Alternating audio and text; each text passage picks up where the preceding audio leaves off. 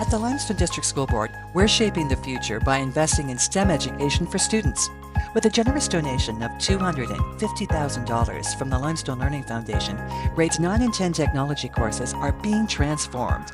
While building the robots, you really have to work together to find different materials, find how to build, and also how to use the robots for things like obstacle courses and finding how to code them and what directions they need to be at.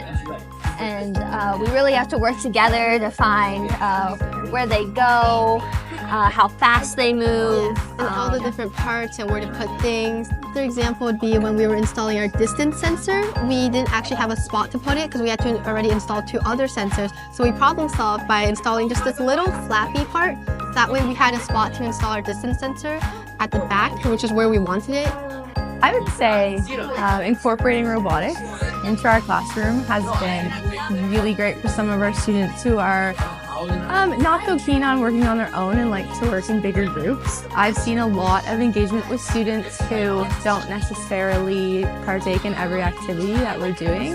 And now that we're working in bigger groups and collaborating in our robotics unit, they're able to actually showcase how they can work in groups and what they're able to do, which I don't always see in other units. This is the coding we have, and it's what we're working on with coding the robot. Like, for example, light on, light power is 2000. You can have a light on the back, and when you drive around and it's dark, you can have the light on there, or if you want to turn the light off, it's literally pressing that. Building these robots involves a lot of teamwork and collaboration, and you need those in a lot of places. Teamwork just to come up with ideas and share them with a group and see what they think of it, and then collaborate and build on that.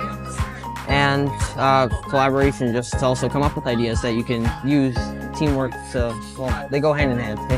Thanks to the Limestone Learning Foundation, we're equipping our students with the tools and skills to succeed in any pathway they choose after high school. Together, we're preparing them to shape the future.